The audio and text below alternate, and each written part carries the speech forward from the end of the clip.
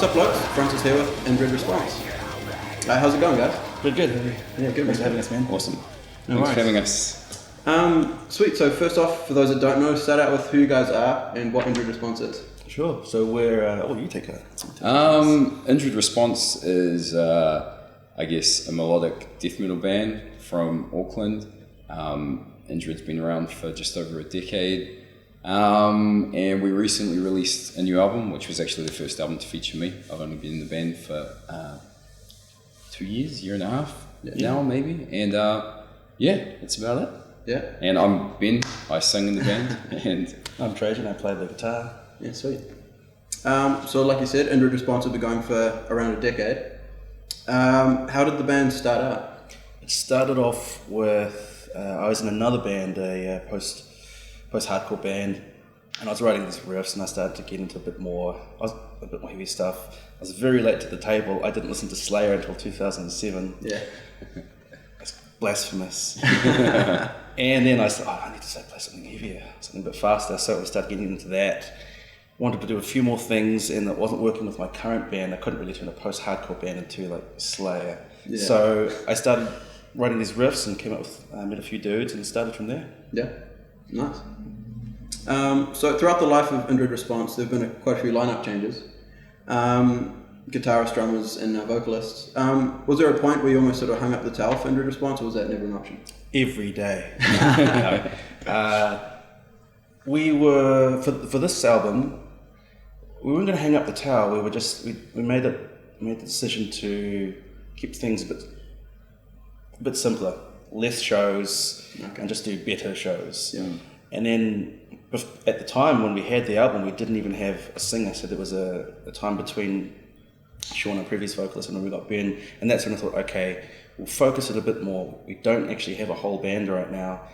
And when Ben came in, all the floodgates opened, but we're going to keep the idea of not being a super busy band, just not saturate New Zealand, because there's only so much you can do. yeah.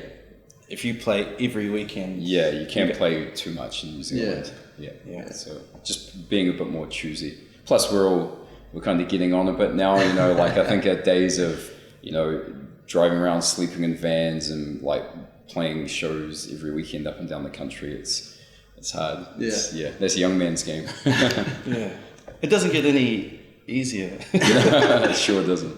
Even though I've been around 10 years, we're still getting the same, the same treatment as we would as a new band. Okay. Yeah, there's no royalties. Yeah. We've got all there is for metal in New Zealand is for the love of it, because there's no money, there's almost no future in terms of it being launching into a career. It's nothing but for the pure love of making hideous noise together with your friends, and for me, get to yell at people, and you can't beat that. So what's the writing process like for you guys? Is it quite collaborative, or does someone bring in a skeleton of a song and build off that? I'll bring in a skeleton, I'll answer my part. Yeah. I'll bring in a skeleton, and then I'll actually turn that, if everyone's into it, then I'll turn it into a whole song. Okay. And usually I'll work on my own with that, and then I'll have shown Ben the skeleton, or most of the song, and then usually what will happen is, us working separately, it'll end up working perfectly anyway when we put it together. Yeah, nice. But Trajan is the main songwriter, and then Steve, who actually plays bass in the band, he does all the solos and writes the amazing solos that are on our new album. I'm such a huge fan of the solos, so it's Trajan's sort of the general vibe and the mood of the music comes from Trajan, and then we sort of embellish it a bit, try and make it a bit more miserable and angry.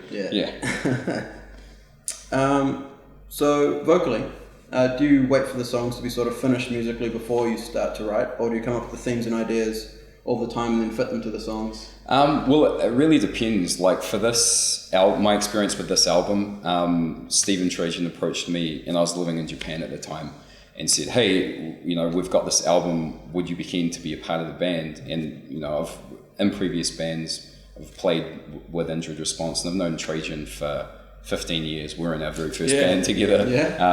Back when I was 19 or 20, a long time ago anyway. And so they had pretty much more or less a finished album. So it was an amazing experience for me, because usually it works that way. You'll be in the practice room putting a song together, you'll get a general vibe of the song, or you know what you want to write about, and you'll sort of write the lyrics together with the music, so it all kind of comes together. But this time I was given the fully finished album, and I was able to sort of flesh out a full concept, you know, sort of interpret the vibe or emotion or feeling that I got from a song, and sort of, you know, channel that into lyrics. So it was a really amazing experience, and it's one that you don't really get to experience often, because when you're in a band, you're doing song by song. It's not like, here's a finished album and now I get to write for it. So yeah, it was great, amazing. Yeah, it came out awesome.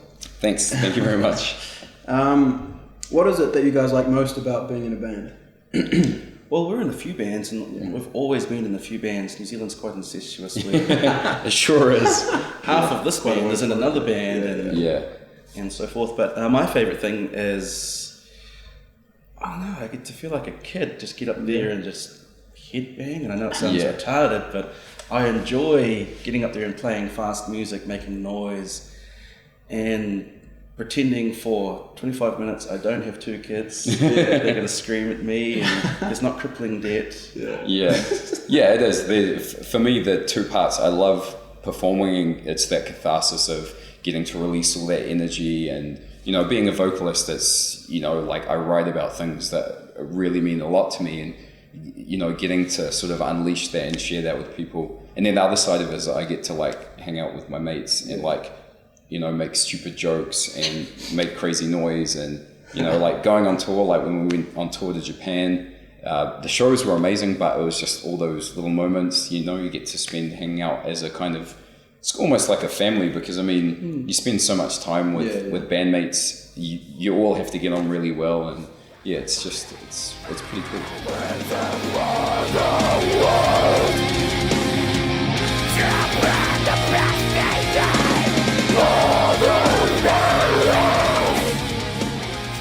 So you guys just released your brand new album, Heavenshore. Yep.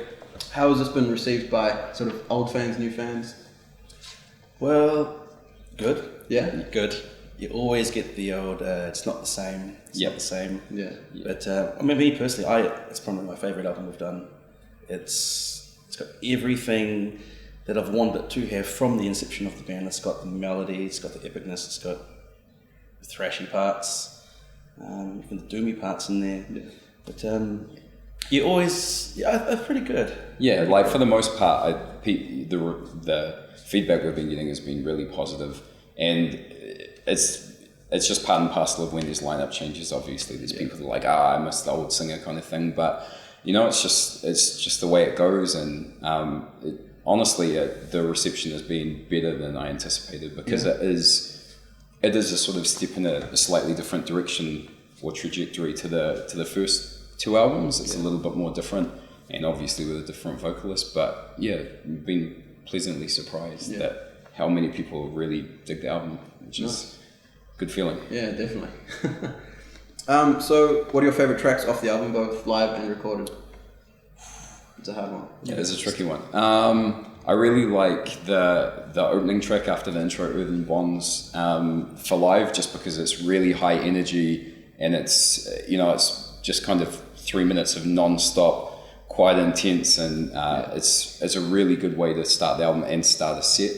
I also really like the last two tracks because they're the most anguished and emotionally wrenching, and I mean, that's what I really love to be able to express in this band. And for me, the last two tracks in Votive, Riven Bone and Wait sort of encapsulate that. We actually played Wait, the last track on the album, the 8-minute track, live for the first time, which was that was massive. Yeah, it's quite an intense song, so we might have to like spin out playing that one live, but it's like Daddy by Korn. Right? We played it once. It's actually quite physically demanding and emotionally draining. Yeah, very wrenching, and you know, I was pretty spent after that song, but I really like those last two and open them on. What about you? Wait. Yeah. That's the last song. Yeah, that's my favourite. It's got everything, and actually that's probably the perfect Indred song for me. That sums up everything. So you get your thrashy parts, it's melodic, foot to the floor, and then by the end of it, hopefully, you're also an emotional mess. Yeah. Like we're happy if we see you weeping. It's okay to weep. Yeah. At an Indred show. No. Well, it's on YouTube now, so you guys don't necessarily need to play. Yeah. Be like, we're not playing that one. Just go to YouTube. Yeah. So it's been a good few years since the release of M's in the Spiritless Void. How many songs have you guys written for Indred in that time, and how'd you go about choosing which ones to put on Heavenshore? I counted them this morning. It was 25. I wrote 25 songs. Jesus.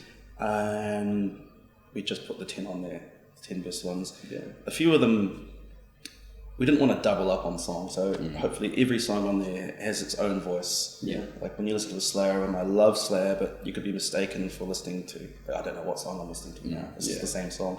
But and that's cool, but I wanted just a little point of difference in each one. Yeah. So, and the other thing that I really like about this one was that we got to do more lead stuff, more melody. Yeah. I've been wanting to do that, more guitar harmonies for ages. So yeah. So what is it about heavy music that made you guys want to write and perform it?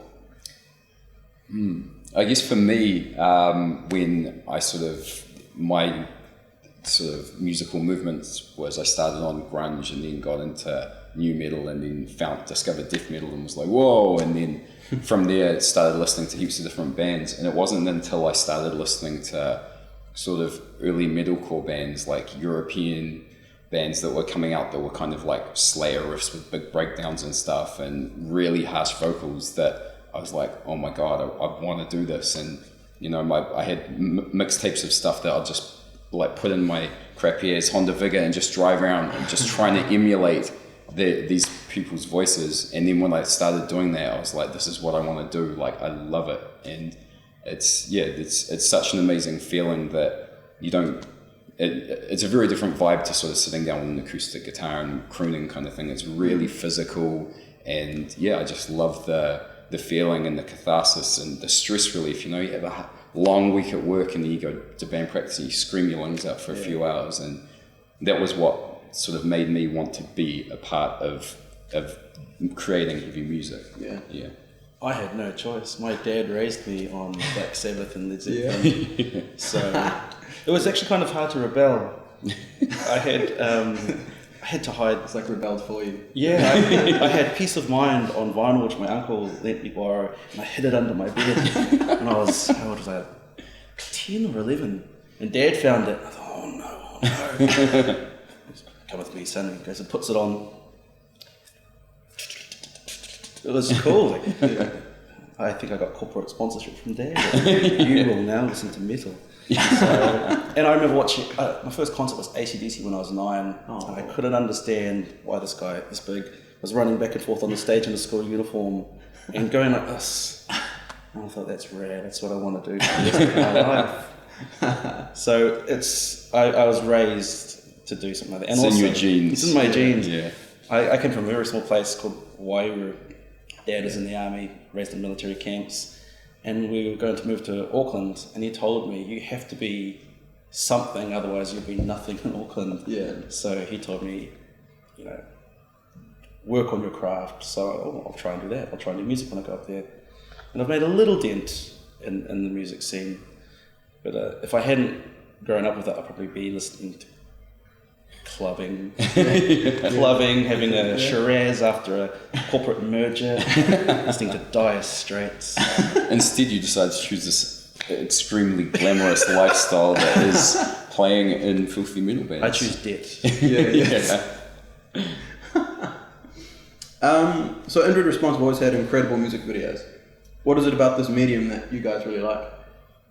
Well, I don't know, with so many bands, they're just really cookie cutter videos, and it's the whole visual or medium of music, getting to explore sort of artwork and merch design and aesthetic and videos has always been really important to me, and definitely for Trajan as well, because it's such a waste when bands just have their music and they don't put any thought into the other aesthetics that go with the band. And it's, you know, it gives you a more complete picture of what you're trying to portray, being able to sort of express yourself through artwork and through videos and stuff like that. So rather than just sort of having the cliche, oh, this is just some dudes playing in a kind of grimy warehouse, and just try and put a bit more into it. And I mean, I guess with Trajan, he's quite a perfectionist. So in terms of, you know, there will never be like a crappy injury response video, because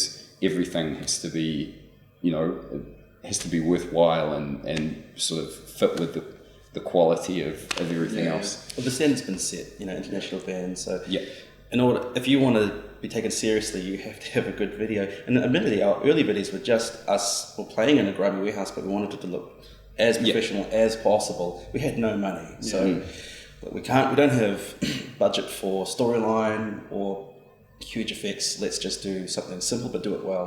So I've always tried to do that, tried to do it at an international standard. It's not good enough to be like, oh, you know, that's pretty good for a New Zealand band. That attitude really sort of handicaps you if you take that approach. In already difficult situations. Like you should, if you're serious about your music and you want to get out there and you're passionate about it, it should be, okay, what are my favorite bands or the best bands that are doing this similar thing, and you should be aiming for that level, not just like take a sort of half-assed approach. I mean, it's just not it's not our way of doing it. Yeah, cool. So you guys have released 2 videos from Heavenshore so far. Yep. Plans for more? Yes, we've got plans for one more. I can't say what it is, but it's going to be... No, we've actually got 2 more. 2 more? Because we've already filmed one, and we're just... Oh, that's right. I haven't edited it yet. We're just waiting for Trajan to edit it. And that's right. So that'll be out in the nearest future, and then we've got plans for one epic one, which should be pretty good. Hopefully pretty amazing. And then I guess maybe after that we'll start working on album 4.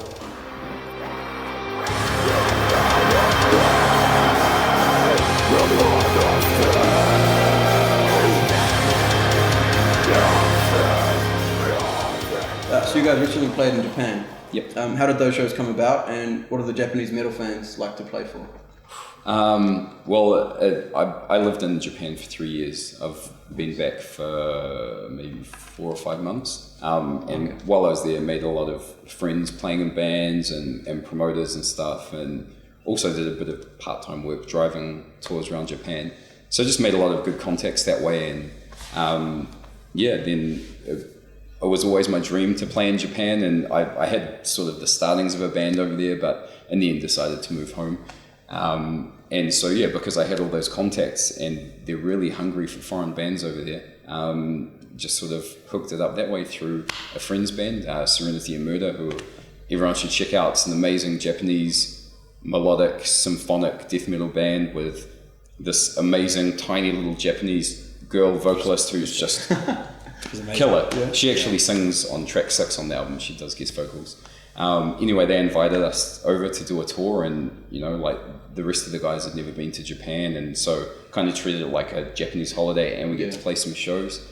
And in terms of the audience, it's just really different to New Zealand. I think that all countries are guilty of this. You kind of take your own bands for granted, and like there's some amazing underground bands here like Jacob and Ulcerate that just make huge waves overseas. But over here, it's like, should we go watch them? I've already seen them, kind of thing. And I mean, it's the same for Japan. Like, Japanese people are generally way more excited about foreign bands.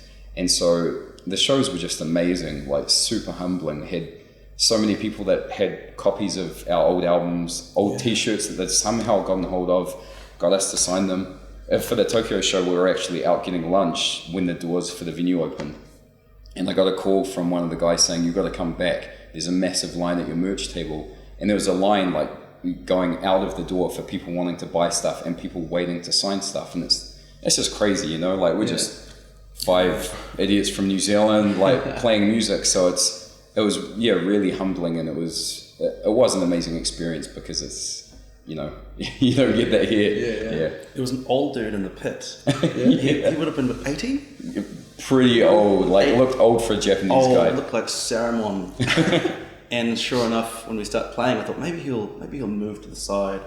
No, as soon as we start playing, 2 hands up, like, man, that's cool. So he's a metal fan for life. Yeah, and you get so many guys in full business suits over there, and you know, they've come straight from work to the show. And yeah, one other thing is for example, when you play the King's Arms, in between songs, everyone's just talking, drinking, standing at the bar. In Japan, huge applause, silence. You could hear a pin drop, and you know, like you talk in between songs, and they hang on every word, and then give you an applause, and then silence, and they're just purely there for the bands. They're not there to get hammered and maybe listen to some music in the background. It's like they are there, and they watch every band. You know, the opening band's always played to full venues. It's not like people show up really late, and it's just different. Like I think over there, life is so busy and hectic, you kind of choose your one hobby or interest and you just put everything into it, you know. So the people that are into heavy music are just really into it and just don't take it for granted. So That sounds wicked. amazing experience. No one's on their phones. No, everyone is just all eyes on you, hanging on every word. It's very cool. Yeah, amazing. The silence is a bit it's a little bit weird. Especially when Ben's doing his dodgy MCing and broken Japanese. But like, you know, it's amazing. You speak a little bit of Japanese and everyone's just like, loves it. Just think, wow, you know, you took the time to learn my language. And all in all, a great experience. Any bands, New Zealand bands out there, there's a lot of hungry people in Japan. So look into it. Nice. So in direct response to the hugely energetic live show, you just give it everything on stage. Has there been any inspiration behind this from other musicians, or is it just what the music makes you do? A bit of both. I always love the way that Angus Young would just play to destruction. At the end, he's a sopping wet mess of snot and sweat, and he's given everything, and I like that. I've come off stage when I haven't given everything, and I felt like I robbed myself or robbed someone. I felt like an idiot. Yeah. So I never do that again. I think my dad was watching. He's sitting there going at this. He's like, no, Dad, don't say it. You can't. Very disappointed. Don't say it. Very disappointed in you. Yeah, you can't go through the motions. And I guess for me, in terms of being a vocalist, I really think that you can tell when there's a vocalist that it's even in heavy music where they're just going through the motions and making these noises, or to people there, every muscle is tensing in their bodies, and you know, like by the end of it, you're absolutely completely spent and you're shaking. And I think that you owe it to people that listen to your music and want to support you, that you put everything you can into it. And it's, you know, I think that it's the only way to honestly express yourself with this music, especially if you're singing about things that are important to you. And same for the guys playing the music, you know, it's emotional music. You don't just want to be sitting there like strumming away. You want to feel it, and you want to put everything into every aspect of your performance. So like Trajan says, you walk off the stage and you're like, that was good, and you feel satisfied. You don't feel like, I could have done better kind of thing. Yeah. Because of the intensity of it, you guys need like a cool down period, you know, before you guys start talking to people. You need to and you need to go and dry off a bit, and you know, for me, stop shaking. But you don't get it. You don't get it. If someone wants to talk to you, they made the decision to come and see you instead of stay home and watch Netflix. So they'll get our time no matter what. Absolutely. And, especially in Japan, we had to tell our drummer who'd like to pack up his drums afterwards that you have to come back. There's a line, just like at the beginning of the show, there's a line. At the end, there's another line to get your stuff signed. And they just want to shake your hand and thank you for coming. And I think that regardless of the audience, you sort of owe that to people, you know. If you're going to be, there's no room to be like, I don't know if I can swear, but like a sort of, you know, to be an asshole, you know, prima donna, like, I'm a performer, you know, and then sneak off backstage or whatever. It's, you know, we're just exactly like everyone else in the audience. We're just guys that liked heavy music and started playing it and happened to hopefully be somewhat good at it. And, you know, so it's, you can't separate yourself from that. You know, we're still huge music fans, go and watch bands all the time and get kid at Christmas excited about new albums coming out, or like if it's some band that we love, comes to play. Like, so you got to remember that maybe we're that for other people, On a smaller scale. On a much smaller scale. Right, so how is it singing and performing the older Indred songs? You say you're very emotional with the sort of music that you've written for the band. Yep. Do you find it harder to put the same emotion into it when the lyrics sort of aren't yours? To be honest, in previous bands where I've stepped into the shoes of another vocalist, like with 8 Foot, I was in 8 Foot for 5 years and did an album with them. That was harder to sort of channel that same passion into older 8 Foot tracks, because it perhaps didn't resonate with me as much. But for me, like, I've always been a massive fan of Sean's lyrics. He's a really intelligent guy, and he writes really beautifully and intelligently, and there's so much depth and so many layers to his lyrics, which is what I really like. I love metaphors, and I'd rather things weren't spelt out, because then there's so much to discover in it. Just like with music, if there's a lot of layers, you can kind of sift through it.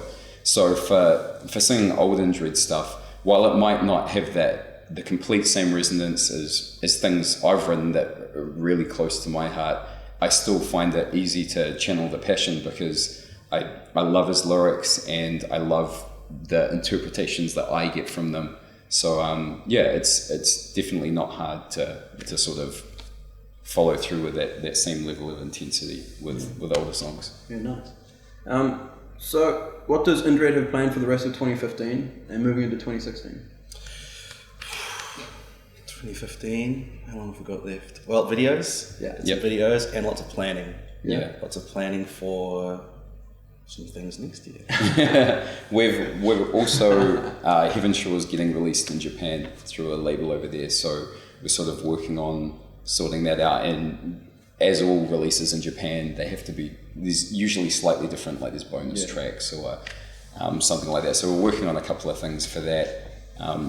Those 2 videos, and I've heard a bit of the new stuff that the Trajan's just starting to sort of put the bones together for new material, and I'm definitely really, really excited. It's going to be amazing to be able to sit through that whole process from the absolute beginnings, whereas Heavenshore was a very different process than that it was as a finished album. I guess it'll be that, and then hopefully organise some shows, and we'll always keep doing what we do. There was there's been a few bands have said, right, hire us, or that's it, thanks for your time. And then they go, we're back. No one cares. We're just wise enough to never say we're gone. We're always there trucking along in the background. So as far as anyone's concerned, they thought Heavenshore took 3 years to make. It did. So we'll just keep doing what we do. And hopefully turning a few more heads as we go. If people like Heavenshore, I think they'll love the new stuff. Awesome. Thanks for coming on, guys. Thanks for having us, man. It's a pleasure. Thanks so much. And thanks to Ding Dong Lounge. And we'll catch you guys later. I am